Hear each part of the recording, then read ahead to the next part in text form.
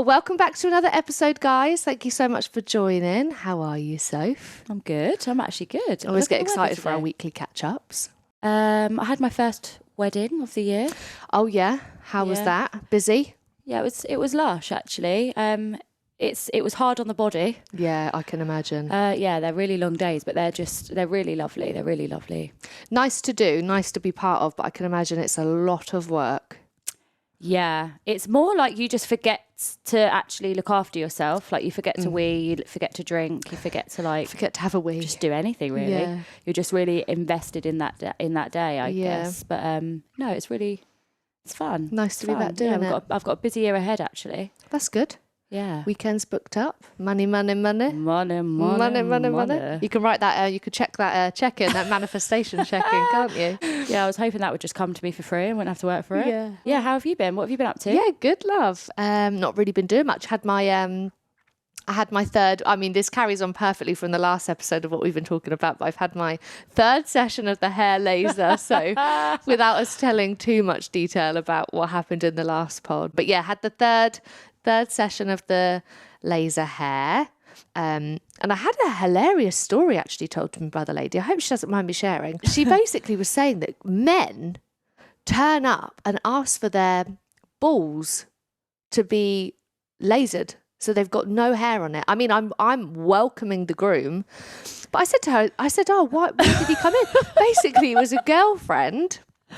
A girlfriend had basically said, I'm not having sex with you. She sounded like a bit of a bitch, to be honest. She said, I'm not having sex with you until you've got your balls sorted out. So the poor little sod has taken himself into hair laser removal, had the whole thing gone, thinking, oh yeah, I'm going to get lucky at the end of the year, because it takes a while. You have to have like sessions 6 weeks apart. They're so delicate. He's booked it. Yeah. And I said to her, I'm really curious, and I hope you don't mind me asking, but how the hell do you laser a ball sack? Because I said, you must have to pull it. And they're not nice things. It's like a raisin, a big raisin. Well, that's what she said. She actually said it's like a giant raisin. She said a lot of the girls in the clinic actually said they don't feel comfortable doing that, but she was more than willing to give it a go. Well, who holds up the peewee? She doesn't touch anything. He has to maneuver it all.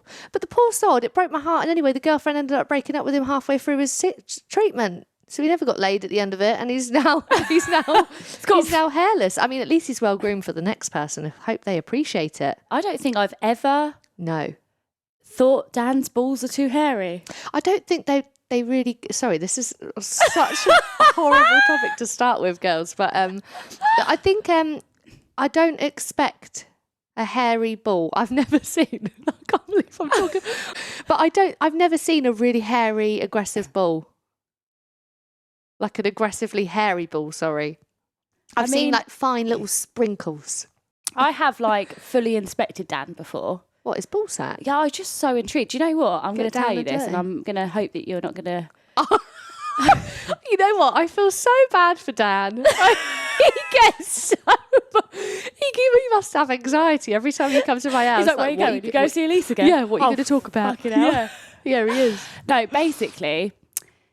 I thought, so when I was doing my inspection on his private parts, because I've been with him a decade, right? Yeah. So boyfriends before then never had that trust and understanding. I was very young and immature. Yeah, absolutely. So that's a nice thing. But I was basically dissecting him. I was like, what's that then? Oh, what's that? Love that. And I couldn't stop laughing on this particular day. This was really early doors. He was like, you're going to give me a complex? Oh, bless him. And I was like, no. And he was like, can you tell me what you're laughing at? And I thought it was hilarious that he only had one testicle. But apparently, well, I know now. I can't believe it. Honestly, what do you mean? Well, I thought that. What? I thought that men were meant to have two testicles, like two separate sacs. But they actually have two balls in one sac, right? Oh my God, I've never even. I just thought, the stress balls. I just thought that blokes had two dangly balls. So when I. They are like stress balls. Yes. Wow. No, they're not. Yeah, so it's two in a sack. It's two in one sack. But I thought, I mean, how evil of me, because if it was actually a deformed, he was deformed or something, I thought, You know what? I've never even go thought. and have a look at Sean's. Well, no, next now time you say it, I've got flashbacks. Yeah, no, they do have 1 sack and 2 balls. Yeah, it's just one little sack. I'll be honest, the whole penis willy ball thing is just rank. Oh, yeah. It's gross. They are minging. Balls are great. I get why girls are like just generally more attractive. We are. It's just, our bodies are it's just tucked away. I'm not isn't it? saying that vaginas are beautiful. Mine is, but no, I'm joking. But like in general, R.I.P. Girls' bodies overall are just more attractive than the whole men genitalia. Is that the word? Some people find penises really lovely. I think there is such a thing as a nice penis. I prefer a penis to a ball. The ball and the sack thing is just Take it away. absolutely repulsive. So Jewish people, when they get their, what's it called? Circumcised. What's that? Is that the sack removed? No, they get their foreskins removed. So the actual foreskin, which to be fair, in regards to cleanliness, that's where all the grime would live, wouldn't it? Ooh. Like all the what do they call it? Smeg. Ugh. I can't believe I'm even speaking about this. Meg, What is going on? I was also talking to the lady yesterday about names for vaginas. Yeah. And she was saying she calls it a moon. A moon. And I was like, oh, a moon, that's a new one. I've not heard that. I said, I've heard a fairy. The one I hate is muff. That makes me feel what I sick. hate? And Dan will say it to me sometimes. What? Have you washed your pussy? Oh. I'm like, go away. He's like, It's so pussy, vulgar. puss. Yeah. Puss.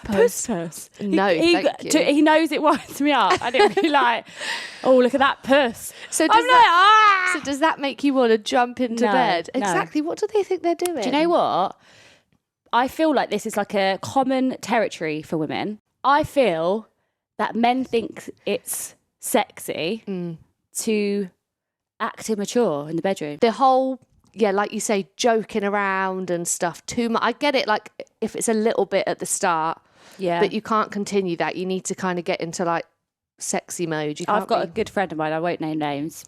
She'll know who I'm talking. She'll know who name she and is. shame. Yeah. But we often talk about it, and we get really irritated with our lovers because, like, Dan I'll walk into the bedroom and he'll just like whip the covers back and go, "Should we get it on?" And I'm like, "Oh, no, absolutely not." Yeah. And my friend says she has the same. Like, he'll start doing like eyebrow waves and be like, "Oi, oi." And she's like, "Oh, God, I couldn't be drier." I'm like the Sahara now. I'm trying to think what Sean does. Like, I've had guys do the whole windmill out the shower. That's a real big put off for me. I don't know what you're doing, but stop. You know what I think, though? When you think about it, it's probably an insecurity. And not that they're insecure about their manhood or what they can do with it, but more that they're exposing their vulnerability and they're putting themselves out there for rejection, right? And maybe it's like, you know, when you make a joke or something, because you're like, for example, if you have a hang up about yourself, you'll joke about it so that no one else can. Yeah, So, you make light of it before. I think perhaps they come across really jokey because then they can almost play it off. If you say I don't want to do it, they can go, "Oh, well, I'm not that bothered anyway." Yeah. But actually, they're gagging for it. So turn it round then. How do you approach sex? If you wanted to start it with Dan, are you quite like confident and like? I personally feel like there's a pattern to it in the fact that it can vary based on like my weight at the time. Yeah. It could vary on if I'm tired. Yeah, how confident you're feeling and nice you're feeling. My cycle. Yeah. Oh God, yeah. Yeah, there's a lot of factors. I feel sorry for a lot of guys because I think, like you say, there's a lot of pressure probably on them starting it a lot of the time. So they do try and make a joke out of it because probably a lot of the times girls probably have said no. Me and Sean actually were starting a little interaction last night and completely forgot I was on my period. It was off the cards. So I've got friends that will do it. No. They will ride the red waves. I don't know if ride the red waves. Mm-hmm. Oh no. I think no, not for me. It's like a natural lubricant, isn't it? No, that's disgusting. Yeah, it is for me. I can't. I feel like some people really don't mind. So how do you find it, Soph? I mean, you've been with Dan for a long time. How do you find it?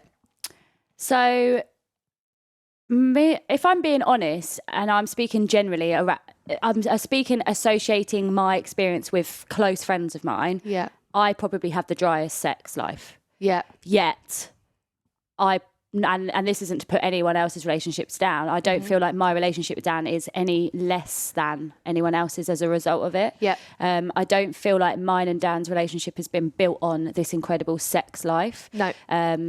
It's nice to have a foundation of a relationship built on friendship. That's like always been my pinnacle. I feel like if you've got a friendship, then you've got a level of respect. And I feel like if respect and trust for me and laughter are the three biggest things for me in a relationship. Sex isn't the highest up there. But also I view intimacy like a completely different thing. Intimacy for some people is just sex, whereas intimacy for me is like holding hands and having a cuddle or a tickle or a massage or cooking a nice dinner. It's gestures rather than sex. But I get for some people sex is crucial and some people want it every day. Yeah. If a friend said to me, oh yeah, we're at it 3-4 times a week, I never believe people. And I'm not saying that they're lying. I just personally don't believe it because I've never been in that kind of relationship. But that's not to say that it's not true. I've got friends that are very active. Really? But in long-term relationships? Yeah. Wow. When Dan and I first met, I mean, I was 20 years old, right? I, if I'm being honest, I've never had a massive sex drive, probably down to the fact that I've sort of rode the waves with like anxiety and not so much depression. I don't think I could sort of put myself in that category, but anxiety is massively. Yeah. And so naturally, your libido, and I think I can speak for most people that suffer, is very, very sporadic. Like some days you're feeling good, some days you're not. And that massively affects my mood and whether I want to do it. And I've noticed that pattern throughout my entire life. When me and Dan first met, we were at it maybe 2 or 3 times in a night. Yeah. The burn, my vagina swelled up to the point where I couldn't even wipe it with tissue. It was it was raw. Sore. Yeah. I feel like it's just what you're expected to do. Yeah. I don't know. Weird. Yeah, I mean, do you feel like you were having sex that often then because you felt like it was an expectation, or did you actually just want to, like, because you missed each other, hadn't seen each other? Because for me and Sean, we were like long distance, so we would only see each other at the weekends. So when we saw each other at the weekends, we made good use of the weekend. But then you live with each other now. Do you have sex every weekend? No, not now. And this is what I mean. I feel like there's an expectation of you when you're, because again, obviously Dan and I didn't move straight in together. Yeah. When we would meet up, we would try to get in as much as we could. But actually, it's not really what we probably both wanted to do. Yeah. It was more that we felt we needed to do it because that was what you did in a new relationship. Yeah. And we travelled. So obviously that kind of limited our opportunities because we travelled like backpacking style. We didn't have private rooms all the time. We had dormitories, so we'd have to like bunk up in the shower and, you know, in bushes. We've done it all sorts of places. In the outback. Literally. But as time's gone on, and I can't use the children as an excuse because if I'm being honest, when I found out I was pregnant with Erin, our first, I remember sitting with my mum and I was obviously absolutely petrified. I was 23 years old. I was like, oh my God, there was no doubt in my mind I didn't want to have a baby with Dan. Yeah. So that wasn't a worry for me. Mm-hmm. It was just the whole, oh my God, I'm going to be a mum. Yeah. And I remember sitting down with my mum and I'd been tracking my periods at this point in time because I'd had really bad pains and I was like really worried that I had cysts or something. So I was just tracking. And as part of the tracking app, you had to put down when you had sex. Yeah. So anyway, I'd been logging all of this for months and found out I was pregnant, went to my mum's for that reassurance and that support. And she said, right, well, let's see how far along you are. Let's work it out. And I said, oh, I've got an app. I've got an app that I use. Yeah. And I put a heart when me and Dan have had sex. So I gave my phone to her and she went, are you and Dan all right? Oh, no. And I said, how long had it been then by that point? Oh, well, there was only one date that I could have fallen pregnant. Right. Because we'd had sex once in like 2 months. Yeah. So it was very cheap. But she was like, yeah, it's funny, isn't it? Are you all right? Well, everyone, like you say, everyone has a different sex drive. Everyone has like a different libido. And again, it really depends at what stage in your relationship. I don't know any long-term relationship that's telling me that they're still at it every week. Like, to me, that's not realistic. Do you feel that a lot of women, there's a collection of women, for example, that are in relationships where, and it could be the other way around, right? We're speaking very much women because we are, but for men also, where there's a fear of rejecting that person because of the repercussions. Because I remember there was a stage in my life with Dan where I would be so fucking angry with him if he turned me down. And I'd be like, oh my God, do you not love me anymore? Do you not love me anymore? Do you know what? I'm leaving. Yeah, and I think that comes down to your own insecurities, doesn't it? Because there have been times when I've said to Sean, like there have been times when I've been like, oh, I've shaved my legs, I'm all fresh, got a nice pair of undies on. But there have been times where I've tried it on with him and he'll be like, babe, I'm really tired. And it's nothing personal, but you could take it. Yeah, I think if I was younger, in my 20s, I definitely would have been like, what do you mean? Like, who are you seeing? Who are you texting? But like, there's been days where I've been knackered and I think that's okay. And some people have sex for hours before they finish. I could, luckily, me and Sean aren't like that. When Dan's had a drink, no, it is like watching paint dry. I'm like, oh my God, can you hurry up? I actually say to him, Jen, that's the stage we're at. I'm like, can you hurry up? Yeah, I am done. Come on, buddy. Oh my God, if I said that to Sean, if this was a Sean race, you'd have lost. Sean would.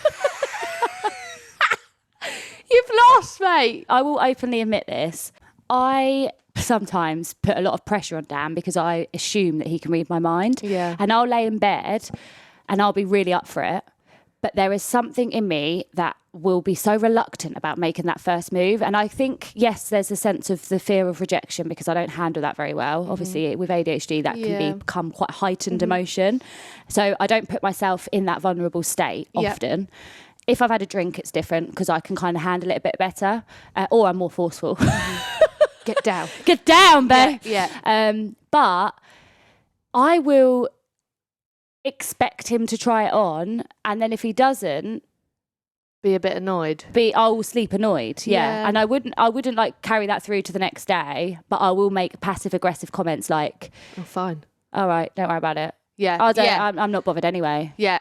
No, or I'll put our relationship down, as in like I'll be like, oh, well, we never like. And that's silly, isn't it? You're expecting him to understand where you're coming from, but you've not had the confidence to try it yourself. I know, I can process that. I know that it's not right for me to do that, but I think I'm not alone in that. I think there are lots of women I've done that before. That almost expect the men to be the one to always try it. Like Dan and I believe we're in a very, very equal relationship, and I think he'd agree. We both look after each other. We communicate really well. We are intimate in ways like Dan cooks dinner every night for me. Yeah. For me, that's kind of like my love language, I guess. I would say people doing something, not necessarily, oh, he wants to rip my clothes off all the time. I mean, doing things for someone can be considered as intimate, and lying in bed and watching a film and having a cuddle. And we do that all the time. I have to say, I don't often lay in bed with Dan and cuddle him. Yeah, well, I mean, when I say cuddle, I mean, we're not on top of each other the whole time, because most of the time we'll be like, it's really hot, can you get off? But are you a butterfly sleeper? Do you sleep back to back? Yeah. I always sleep on my side, but I'll always rotate.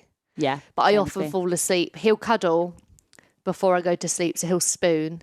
And then it'll be like, right, I'm hot now tonight. And then we'll roll over and we're back to back. That's cute. I sleep with like my covers between my legs. I like to be half in and half out. Do you? Yeah, it's pretty gross really, because then that rim comes straight up to my mouth like halfway through the night. Oh, so you have like half your body out. Like I literally scissor my duvet in between me and I sleep like that. I do that sometimes in the summer. I wouldn't be able to do that in the winter. I'd be freezing. I have a pillow between my legs. I'm such a hot person. I can't. To the point Sean where, says this about me. Yeah, but I know it. I know it's my ovulation. Your body temperature changes in ovulation. I've like woke up sweating before, and I'm like, I'm going through early menopause. but it's not. It's just ovulation. But yeah, no, taking it back to the sex and long-term relationships, I think it's so important to keep the intimacy alive. Do you think you could do more to improve that? Do you think, because obviously we always look at the men, right? Do more. Like, have you ever dressed up, like worn nice lingerie at the start? Yeah. I've only done that once on our mini honeymoon. I know a lot of friends that sex life improves when they're both drunk, as in like they're a little bit more confident. They have sex like it's matter of fact that if they're both out together drinking, they'll go home and have sex. Yeah, it's probably my least favourite sex. What, drunk? Yeah, he does think he's a bit of a porn star when he's had a drink. So interestingly, we put a few polls, and I feel like let's just link it on from the back of that convo then. So we've actually asked all the listeners over on Instagram how important sex is in a relationship, and 82% said very, and 18% said not at all. I feel like a lot of people jump on the bandwagon and say it's very important. And I do agree to some extent it is important. But for example, would I break up with someone because I haven't had sex with them, for example, in 3 months? No, I wouldn't. If the relationship's good. It's when you're not having sex and arguing and not enjoying the same things. For me, that's when it becomes, okay, well then sex is important because other things aren't good. It'll be interesting to know of those numbers, though, of the people that said it's not important if they're people that don't have an active sex life. Yeah. Because the ones that saying it is, obviously, well, they should effectively then have lots of sex, right? Well, I know someone that's got children and they didn't have sex for like 6 or 7 months after. And they were okay with that. I had Erin in the January and I remember it vividly. We had sex in the May and it was on my birthday. Dan had taken me to a spa. I was absolutely terrified. I honestly felt like every muscle in my body was so stiff because I was so afraid. Yeah, they say that, don't they? Because your perception of that area changes because you see it as like a mechanical place where you labour, and I was just so worried of it being painful or because you've gone through and I couldn't relax. It took me a really long time to get over seeing that as a central place again. Because if I'm being honest, when me and Dan have had a good night of passion, the next day you do have a bit of spring in your step, don't you? You look at each other and you give each other a little pinch of the bum in the kitchen, like you're more. And I do always feel better for it after. I can never say I've had sex with Dan and regretted it. I think it's like starting a job and it's exciting and it's fresh. I think with anything, it's the same as a food that you found that you love. After time, it becomes a little bit mundane. I think sometimes it's prioritising it too. Yeah. I think that I put a lot of it down to, I have a lot of excuses that are valid, i.e. like you've just said, you've listed them. But there is also a lack of making it a priority. And I do think that like people that have televisions in their bedroom, they're almost like putting a cop block in the barrier. room because it is, because you get distracted. The amount of times I've had every intention to get raunchy, and then I've got so hooked on like a we've got a TV show. in our room, and most of the time we're in bed watching TV and we're just chilling out together. And I don't know, sometimes I do feel a bit insecure about it, and it's not that I look at our relationship and think that it's not good, but if I have conversations with other friends and they've had this like raunchy, they're more active than me, I do think, is there a problem with me and Dan? Like, why aren't we doing it more? Like if you and I were the ones to have the really high sex drive and Dan and Sean were continuously saying no, no, no, you can kind of understand to a certain extent for people with the lower libido that are constantly being told, the higher libido, that are constantly being told by someone with a lower libido, well, how do they... is it a relationship at that point? So we actually put a poll up about this, is self-satisfaction acceptable in a relationship? Now, it's really funny because I have got a view on it, but it's very dependent on the circumstances. Now, I know that Dan doesn't actively... he's not one of these people that would sit and have a wank every day. I know he doesn't. But I know that he's partial to it. Yeah. Now, I get shitty if I know he's done it and he hasn't satisfied me. If our sex life's been dry and he's turned me down, or he hasn't made a move on me, but yet he'll go in the shower and sort himself out. I'm like, hang on a minute. Yeah. Like, I get it if I've satisfied you and you still have extra needs and it wouldn't be convenient, or it wouldn't be, it's, I don't know. I don't even know. Like, say he's working away. Obviously, I'd rather him use himself than go and find someone else. I've always, I feel like if they're going and working away, then I don't care. But if I'm in the house, don't be doing that. I know it friends. really riles me. Some girls don't care. They're like, no, he does it next to me. And I'm like, no, that really grosses me out. I couldn't imagine Sean lying there doing that. That's not for me. Well, they're looking at other women. Yeah. And again, I know this is an insecurity for me, but and Dan, I mean, I think every man always says when you go, I've asked him, what is it that you watch? What do you think about? And he'll be like, I think about us. No, you fucking don't. Yeah, don't bullshit. Oh, come on, mate. Yeah. As if. Yeah, I think self-satisfaction is important and it's normal and it's natural. So what did our listeners say? 100%.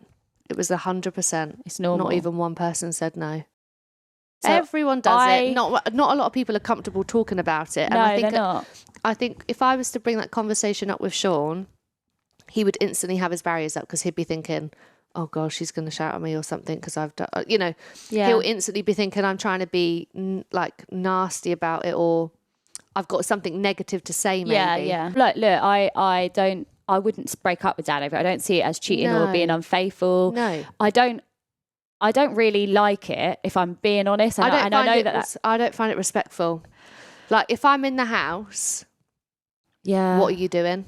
I'm in the house. Like, I'm physically in the house. It's like such a secret thing, isn't it? If I've then said no, he's tried it, and I've said no, and he goes in the shower, then that's a bit different.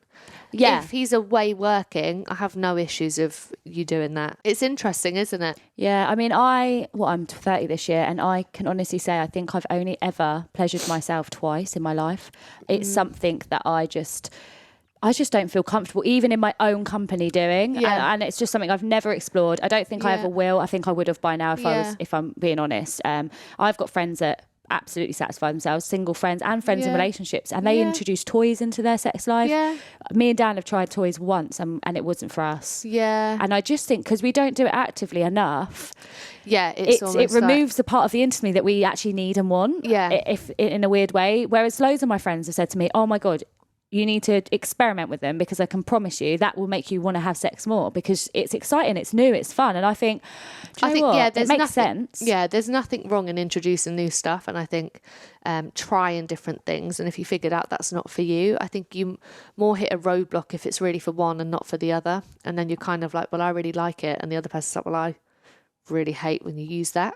Yeah. Because it could, again, comes into insecurity things as well, doesn't it? But then intimacy should be something, I feel like when you're on a level of intimacy, that the definition of that is that you're both feeling the same.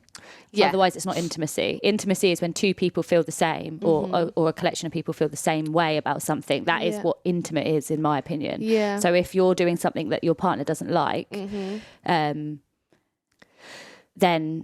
naturally you're not having intimacy. So what are your thoughts then if, for example, I mean, obviously you and Dan are married and with kids, so it's probably a different thing. But what if you're quite early on in a relationship with someone, sex is good, you really, really like this person, and they've said from the get-go they're kind of into open relationships. What's your thoughts on that? Nah. Not for you? Yeah, no, same. Yeah, I feel like there's a trauma somewhere there. And I feel like people that are happy and comfortable in open relationships are either suffering from a trauma where they can't that's an interesting take. They can't commit, or like they're too indecisive about what they want, because of a situation that's happened to them before. It's a good way of looking at it. Maybe something's happened as a kid. I'm not saying that, again, that's just down to our opinion, isn't it? It might not necessarily be the case for everyone, but I just couldn't. Because isn't open relationships like group sex, or is that a whole other thing? I think open relationships where you're open about the fact that you have other sexual partners and that you have other intimate relationships with other people on the same level. Yeah. But I don't agree that there wouldn't be one person you'd prefer. I just don't agree. No. It's all about intentions. It's all about intentions. And I say this to Dan, I'm like, I've never ever had any trust issues with Dan. And he can stand at a bar and talk to a girl at a bar, like as in like, not talk to her as in within, but it's his intention. Chatting. He's gone up to get a drink. There's a girl there. She quite likes the look of him. It happens often, if I'm honest. He's, I'm lucky. Yeah. And then he would never be impolite, and I would never want him to be. That girl obviously isn't aware. I mean, the wedding ring's a bit of a giveaway, mate, but back off. I'll let you off on this occasion. No, but it's flattering, isn't it? It's nice that everyone loves a flirt. It makes you feel good. Yeah, but he's coming home with me, and I know full well that he would be. So it doesn't bother me. Yeah. But his intention is just to be polite. It's not to shag her in the toilets. Yeah. But what would you do then if Dan said, okay, so if we've been together 25 years now, love, kids have moved out. Yeah. Come on, you keep saying no. Let's go to Portsdown Hill, meet up with the doggers. Would you be up for that? I'm sorry, no. I couldn't, because I'm pretty sure you doggers is just when you watch other people having sex. Well, you watch your partner. So like you would meet up as a four and... Oh, really? I thought it was just where other people watch you having sex. I didn't realise. Isn't that a groupie? I don't know then. I'm viewing it as like you've Like you, me, Dan and Sean have all met up and we've like swapped. Oh no. And we watched. No, I just couldn't do it. No, I don't know how. No. Again, that comes down to my thoughts on the open relationship thing. I couldn't do it, which is interesting because we did ask, again, everyone on Instagram on the poll and said, have you ever been in an open relationship? And 100% of people said no. And then we asked, what are your views on that? And we had a lot of responses. Someone just put, nah, which again, that's kind of like our response, isn't it? I don't blame. Somebody says, not for me, hun. Another one says, yeah, not for me. Somebody said, each to their own, but not for me. Someone put, I couldn't cope, which I'd be the same. I'd be a psycho, I think. Do you know what would be really, really good and interesting if we could find someone that's in an open relationship that would be comfortable to talk? Because I would love for my perspective. Personally, my choice would never change, but I would love to understand the perspective of someone that can openly have those relationships. I feel like people with open relationships probably, ironically, aren't that open about having an open relationship. They're probably not up for sharing. Yeah. Because it comes with a lot of judgment, I think. I feel like there's this worry of having an open opinion on something in fear of offending people, which we should all be conscious of other people's feelings. But there is no compromise on this for me. I wouldn't allow Dan to go and have sex with someone else and then come home to me. Way. There's just no way in hell. But I think some people are probably so done with their husband by that point, 50 years in, and they're like, you know what, you are boring the hell out of me. There's actually such a thing as a hall pass, and it still exists. I mean, she'll never listen to this, but I don't even know her name. But I met this woman once, right? And she told me this story, and I was so shocked by it. I almost couldn't even fathom that it was real, what she was saying. Yeah. She's in a situation where she has a partner and he controls her open relationships. So he tells her who she can be in an open relationship with. It's done online. So she lives with this guy. They then together pluck out people online who want the same thing. Yeah. So the intentions are all the same. They want open relationships. Yeah.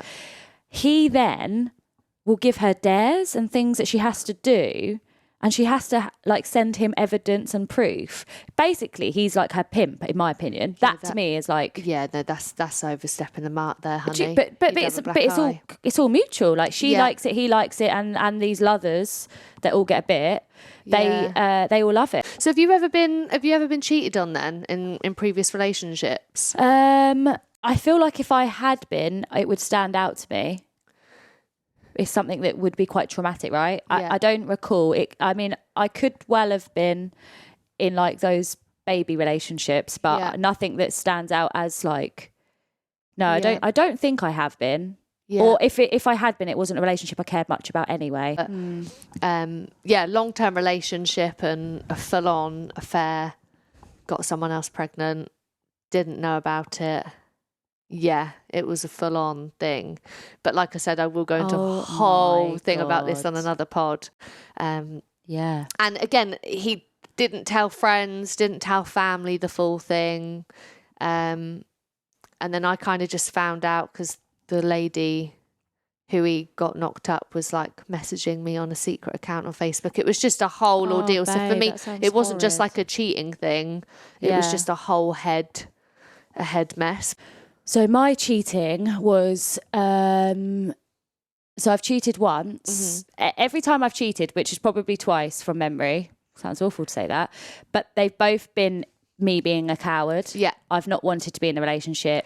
Yeah. And I think that's what a lot of people do. They cheat when they're not happy. I have always been honest about it. Mm-hmm. So I've done it and then instantly come clean. It's never been deceitful. Beyond the cheating. Yeah, carry it on for years. And I can't say that even in the moment it was something I enjoyed. It was kind of I don't know, like an out of body experience. Like I just completely had any disregard to the consequence. And I think that was just because I was so fed up in that situation that it was kind of, like I say, a cowardly way out. Yeah. And it's really not. I wouldn't encourage anyone to do it that way. I would be as honest as you can. And again, I think it comes down to a maturity thing. I think and maybe not, because I know people in their 50s and 60s still cheat and have affairs. But we did ask everyone, have you ever Have you ever been cheated on? And 88% said yes and 12% said no, which doesn't surprise me because I think a lot of people do cheat. What I do find is a lot of people don't admit to ever cheating. And we asked that question, have you ever cheated? Which I really didn't think we'd get a response on. I thought people will probably like avoid. But 46% said yes and 54% no. So it's kind of almost like a split down the middle, not far off. I bet if you were to ask these people though, like mine was like pre-teen, right? Like I was like from the age of 17 to 19. I've never considered or would consider cheating on Dan. I mean, it's never crossed my mind. In fact, when I'm out, I actually think there's no one I would even find more attractive. That's how into my relationship I am. I don't even look at other people like that. But if I did start to, I would worry that there's an issue with the relationship and I would deal with it because I've learned from my mistakes. I think that's the part of growth because we asked, didn't we, about leopards changing spots? Well, we asked, are you a forgive and forget? And 16% said forgive and forget. And 84% said forgive but will never forget. So kind of, I don't know, moving past that and letting go. I think it really depends kind of how much you're tied into that relationship, doesn't it? If you've got a house, kids, dog, I'm not saying any of those things are a reason why you should stay with somebody that has cheated, but sometimes it's not as easy to just get up and go. Then we asked, do you believe, a leopard can change their spot? 73% said, yes, people grow. And 27% said once a cheat, always a cheat, which I don't agree with because I've cheated and I would never do it again. But those not because of my cheating. Won't have cheated. Those people won't have cheated because I literally would be outing myself if I said, oh yeah, once a cheat, always a cheat. Because then I'm suggesting that I'm going to cheat on my husband, which I would never dream of doing. I know I would never cheat on him. It wouldn't even, I would be appalled. I'm not putting blame on anything, and we're going to do a pod on this. But I think your conditioning growing up, your childhood, your perception of marriage, intimacy, relationships, what you've been exposed to can massively confuse your morals, as in like, you're like, oh, well, that's normal. But actually it's not. But from being cheated on and the effects that it had, and the hurt you can cause someone, I would never do it again, ever. It's interesting, isn't it? But I don't know, sometimes I feel like some people may need to go through that hurt to kind of understand it from the other side. It's very easy to sit there from a side when you've never been cheated on and cheating on someone and be like, I'll get over it. Which a lot of guys do say. They're like, oh, what do you mean? I was just texting. It was just a shag. It didn't mean anything. But if you've never been on the receiving end of being cheated, I think it's very easy to sit there and say that sometimes when you are younger and you're not thinking about the consequences and the hurt that it can cause someone. I think for some it's the thrill of not getting caught. And then for some it would be like the trying something out without risking what I have. Wanting the cake and eating it is literally the example there, isn't it? Like wanting to have that intimate relationship that's got security, but bit of fun now and then. I also think it's so easy for people to go and cheat and not even like sexually cheat, emotionally cheat, pervy cheat, like it, because you've got Instagrams of girls that are just in their underwear, bikinis. It's so accessible. So from what's your opinion bathroom. On that? Because I actually went on TikTok the other day and I couldn't believe how many women exploit themselves sexually online, which again, I appreciate women and I appreciate that for some that's a career, that's a job, that's what they choose to do. They love it. It gives them confidence, whatever. And I don't look at them and think any less of them. No. But I don't understand it when they're attached to a lover that they also are open with online, how that partner can't be like, what are you doing? This isn't working for me. Yeah, so it kind of goes on to like, I guess similar to like OnlyFans. It's like people that are doing that for a full-time thing. And again, I'm all for people owning your own money. That makes you happy. It's your life, it's your body. Do what you want. I had a friend that, no shit, used to wear tights and then post them to pervy old men who would pay for them. That used to like the smell of tights. That is weird. Worn tights. Yeah, I bet there's people that like sell knickers, like wear them for the day and then post them. Yeah. That stuff just creeps me out. But yeah, I just don't like to get involved in all of those weirdos. I just feel like at any point they could find you under a bridge and kill you. I just feel like there's so many psychos out. There are, you're right. So for anyone that might be listening that's, I don't know, been cheated on, what kind of advice would you give? On being cheated on, for me, I would say that they've done you a favour. Yeah. And that what you need and want, that person can't give you. So they'll, what is it? There's a saying that every pot has a lid. I haven't heard that one before. Every pot has a lid in your cupboard, and it's true. Every pot will have a lid that's specific for that pot, and that pot just doesn't fit yours right, and it's okay. Yeah. It's hurtful and it's annoying. It's fucking annoying. How annoying is it when you pull a lid out and it doesn't fit the pot? I thought you were about cheating. I was like, but if you just keep digging around, keep looking. You'll find there's someone for everyone, 100%. I do believe that, and honestly, I came out of I wasn't cheated on, but it was quite a toxic relationship in the fact that I gave a lot more than I was given back, and it was very emotionally fueled all the time. I felt like I was never good enough. And he ended up doing me a favour and leaving me. But at the time, I was heartbroken, and I never in a million years was looking for Dan. And Dan came into my life at a time when I didn't expect it, and I genuinely believe that that's because I started to love me and I started to build and grow on me. I think when something like that happens to you, you have to not fix yourself, because there is no problem with you. It's their issue. It's not your issue. But there's always room for you to grow into someone that, that you're happy with. Like, I always think that sort of situation can really knock your confidence and make you sort of shrink yourself, when actually that's the time to flourish and find exactly what you need from someone. It's so easy, isn't it? Because I feel like I'm really good at giving advice, but I'm the worst at taking my own. And I feel like in that situation when I had been cheated on and I was in that moment where I was like, I'm never going to meet anyone. Yeah. We were going to buy a house. I'm never going to get the house. I'm never going to have a family. I'm late 20s at this point. I was panicking, thinking I'm never going to meet the guy. My eggs are going to disappear. I was panicking. My life had flashed. And yeah, of course. That's what happens in that moment, I guess, when you're of that like despair. But and you invested everything into that. Yeah. But I think the only bit of advice I would say is time is the best healer and the only healer. And I think you just need to ride the waves, because in a few months' time, you'll look back and go, why the hell was I even sad? Because someone will catch your eye and you'll be like, oh. And just surround yourself with good people that are positive, right? Yeah. And we asked the listeners as well for some advice on people that have been cheated on. What kind of advice would you give? And again, kind of similar to what we've already said. So delete their social media, remove yourself from their life entirely. A blocking situation, I think, is a really good thing. Someone has said, it may happen again, but don't let that stop you from making amazing memories with someone in the future, which is so nice. True. Yeah, that's nice, isn't it? Yeah. Well, it's not nice. It's fucking terrible.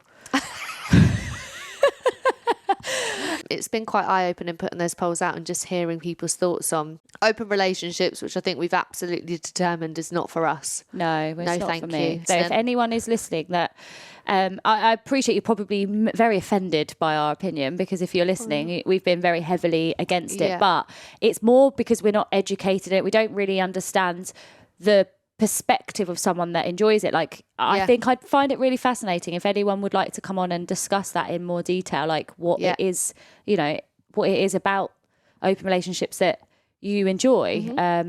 Perhaps other people would then have a different opinion on it, or be more accepting of it at least. I mean, everyone always says, like lots of our listeners said, each to their own, and that is so true. It doesn't affect me what other people do. Yeah, as long as you're not having an open relationship with my husband.